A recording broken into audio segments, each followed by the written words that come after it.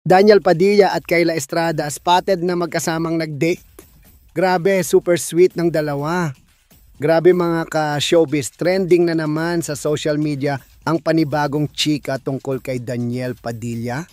Pero this time, hindi tungkol sa ex niyang si Catherine Bernardo, kundi tungkol sa kanyang bagong rumored girlfriend si Kayla Estrada.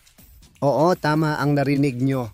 Spotted ang dalawa na magkasamang nag-date at kitang-kita raw sa video kung gaano sila ka-sweet sa isa't isa. Kumakalat ngayon online ang video kung saan magkasamang nag-shopping sina Daniel at Kayla sa isang high-end mall. Chill lang daw sana ang lakad nila. Pero syempre, hindi iyon nakaligtas sa mga mata ng fans. May mga nakakita raw sa kanila na nagtatawanan. Daniel Padilla, shit!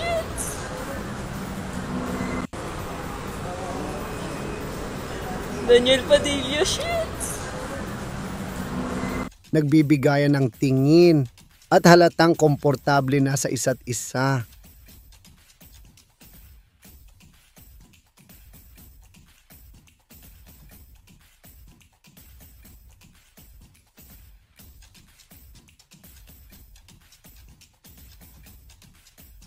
Pagkatapos ng shopping, nakunan pa sila ng video na magkasamang nagdi-dinner sa isang private restaurant.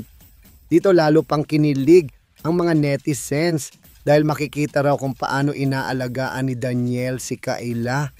Pinaghihilahan ng upuan, pinapasa ang pagkain at pati pagkuha ng tubig, si Daniel pa ang gumagawa. Ang sweet, 'di ba?